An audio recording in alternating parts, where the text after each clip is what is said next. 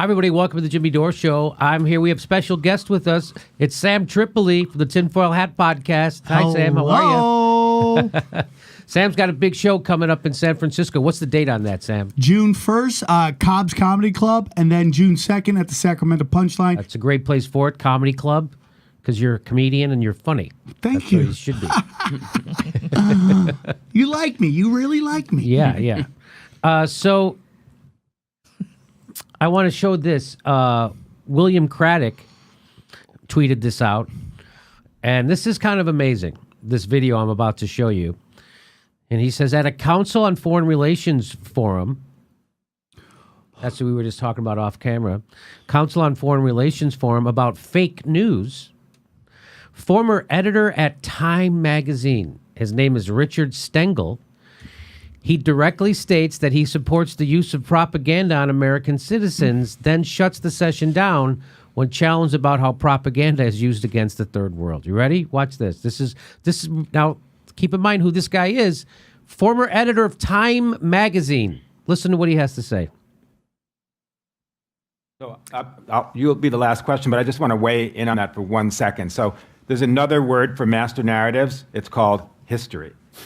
Basically, every country creates their own narrative story. And you know, my old job at the State Department was what people used to joke as the chief propagandist job. First of all, how awesome is it that the guy used to be at the State Department, then he was the editor at Time magazine? What the F? Why don't you just get Henry Kissinger to run New York Times? Are you kidding me? So, and did you hear what they used to call him? You know, my old job at the State Department was what people used to joke as the chief propagandist job. We haven't talked about propaganda. That's a hilarious joke. That is so Really funny. good. People used to joke that my job was a chief propagandist because that's what I would do.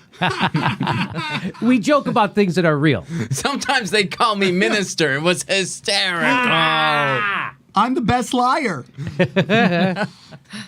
Propaganda, I'm not against propaganda. Every country does it, and they have to do it to their own population. And I don't necessarily think it's that awful. And this idea of a news cartel. I mean, I was editor of Time in 2012 during that election, and I remember, you know, you're competing against cartels and everybody. I remember being on a panel with the then editor of the New York Times, who said it's really hard to break through these days. This is the editor of the New York Times saying it's hard to break through. I wanted to jump off the platform. Like, what's it like for the rest of everybody? So, I mean, there are cartels, but cartels don't have hegemony like they used to.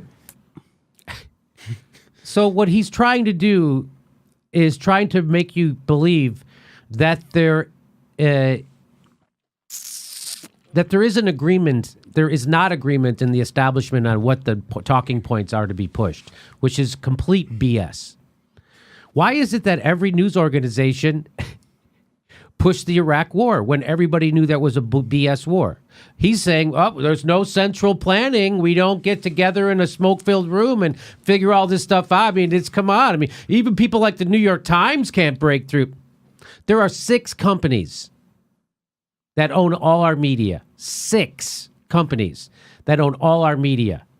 The guy who owns the Washington Post is in bed with the CIA and the Pentagon and owns our politicians and manipulates the tax laws and has all your data. That's the owner of the Washington Post. There's more other billionaires own the New York Times. And this guy is trying to pretend that everything's on the up and up in the news business. That's what he's saying right there, right? That's what that is? Okay. So watch, it gets worse. The gentleman right there, last question. I don't think you want to address an issue in terms of understanding what happened in the world. So he just got done saying propaganda is, he's pro-pop propaganda. Yes. So there's a guy who's coming from a third world country. He's like, you don't understand how propaganda, the effects of U.S. propaganda on third world people. Here we go. Because what is happening in America is what the United States flipped on the global south and in the third world, which we live with for many, many years in terms of a master narrative that was and still is propaganda. So that's a beautiful point. That's a beautiful point what he's saying. Look at the U.S. propaganda, what it did to the global south and the third world. That's a beautiful point that guy makes. Now let's watch this former State Department guy handle it like the chief propagandist that he is. You ready? You ready? Former Time Magazine editor. After he just got done saying he endorses propaganda being done on people by our government. He just said that. We didn't miss that, right? We heard it. He just got done saying propaganda is good. All governments should do it on their people. And he's saying, do you know what the effects of U.S. propaganda has been on the third world? And here's how he handles it. You know what? I hate last questions. Don't you? I usually just want to end something before the last question. But at any rate, I want to thank this fantastic panel here today.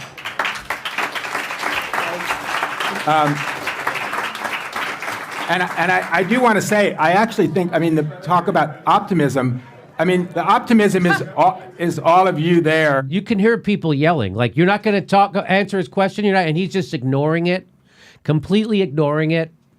And nobody on stage is going to hold him accountable. The woman in the back is scratching her head going, what the fuck just happened? Yeah.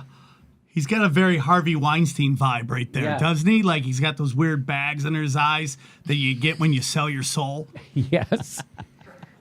Figuring out how to teach your students about this and using some of the techniques and some of the sources that we've talked about here today. And I hope you're successful. Thank you very much.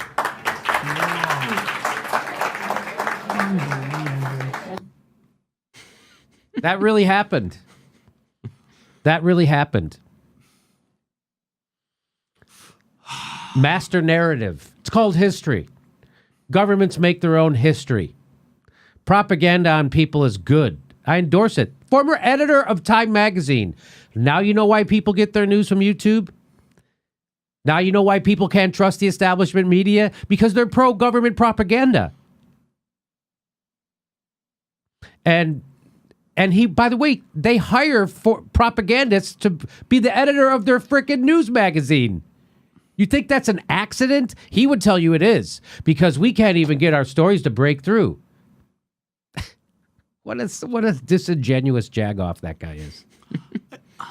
What a complete propagandist that guy. Former editor of Time Magazine. I want to hear him say that again. I know this sounds crazy, but you'll be the last question, but I just want to weigh in on that for 1 second. So there's another word for master narratives. It's called history. Basically, every country creates their own narrative story. And my old job at the State Department was what people used to joke as the chief propagandist job. We haven't talked about propaganda. Propaganda, I'm not against propaganda. Every country does it, and they have to do it to their own population. And that's the editor of Time Magazine. I'm not against propaganda. Every country does it. They have to do it to their own people. Oh, so propaganda is a good thing. Yeah, that's what we need. According to the editor of Time Magazine. And when you made millions of dollars off it, it becomes a really great thing. You need to. Yeah. That's when you need to. You mean propaganda like that Saddam is a threat and he has WMDs? Do you mean that kind of propaganda that you guys just repeated in Time Magazine uncritically? You mean that kind of propaganda is okay to do on people? Or the kind of propaganda that says we can't afford free college, we can't afford a living wage? That kind of propaganda? The propaganda that says we need to be in Afghanistan for 2 decades? The kind of propaganda that says we need to invade sovereign countries illegally and overthrow them and kill hundreds of thousands of people at the behest of fossil fuel companies? I mean, that kind of propaganda is okay? The kind of propaganda that says we need to be in Libya, we came, we saw, he died? That kind of propaganda? Or the propaganda right now that says Iran is a threat somehow to us and that we have to invade in Iran? I mean, that kind of So which is the propaganda that I don't know. I would love to be able to talk to that guy. I'm sure he would ignore us just like he ignored his last question. He doesn't like last questions. He doesn't like last questions. He doesn't even like questions. That would be funny if you did a Skype interview with him or something, then you asked something he didn't like, and he was like, "Well, I want to thank you for having me," and just hangs up. Unbelievable. So So but you know what, Jimmy? This also makes me think, immediately when we're talking about how, there are these nefarious forces that infiltrate stuff that we'd otherwise wouldn't think was going to be bad. It's like Susan Rice on the board of Netflix. Yeah. Why does she need to be on the board Yeah. of Netflix? And what kind of influence is she going to have? that's exactly. Condoleezza Rice on the NCAA playoff committee, and she's the head of their ethics. Ah! Like, how is that possible? First of all, you know what this video tells me? Don't trust anybody with skinny ties. Fuck that shit. I just, propaganda is basically ultra rich people convincing rich people, ordering rich people to tell the middle class that poor people are the problem. And that's really all it is. That's very astute. Yes, I would agree with that. I saw that in a meme once. Yeah, I saw that. I think I saw that meme. And you wonder why half the country doesn't vote. Because jagoffs like this don't break through the propaganda. They're the propagators of it. They're the stenographers to propaganda. And then when someone actually makes a good point about it, he ignores it. Yeah. Who's Because pro-lying? that's a real journalist. That's a good journalist, that guy. Who's pro-lying? Who is pro-lying? Who's pro-lying? Where in the rest of the world would you be like, hey, dude, I'm cool with being lied to? Yeah. If it means we get somewhere where I might not normally want to go, but if I'm lied to and I get there, I'm cool with it. Where does that work anywhere else? I'm pro. I used to be the editor of Time Magazine. You know how we used to, we have to fight against the government propaganda. But what this guy would say is, we have to help them. We have to help them. We have to help them spread their propaganda. And we did.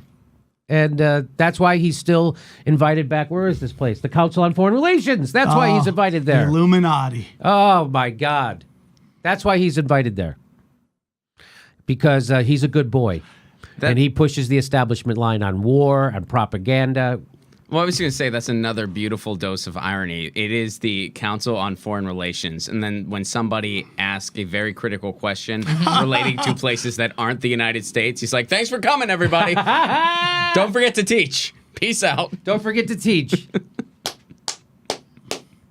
This is like all the bad guys from every comic book. Yeah. They meet here and just discuss all the evil stuff they're into, right? I mean, these videos from this area is just ridiculous, dude. They look at people as zeros, ones and zeros, binary code. We are statistics. Yes. We are not people. You're right. We are numbers that they crunch to get dollars. And we got to influence as many of those ones and zeros as possible. Nice to know that the editor of Time Magazine is pro-government propaganda being done on you. Our next live Jimmy Dore show is July 1st in Portland, Oregon, and July 15th in Chicago, Illinois. We're doing a live show July 15th in Chicago, Illinois. Go to a link right there for all the tickets to all the live Jimmy Dore shows. Plus, if you can help become a premium member, we give you hours of bonus material every week. Become a patron or a premium member. And if you're on Steam It, we're steaming it right now. Plus, every Saturday, we do a live Super Solid Chat Saturday where it's a live stream and you can ask us questions and we'll answer them back. Every Saturday, 2 p.m. Pacific time. Thanks for your support.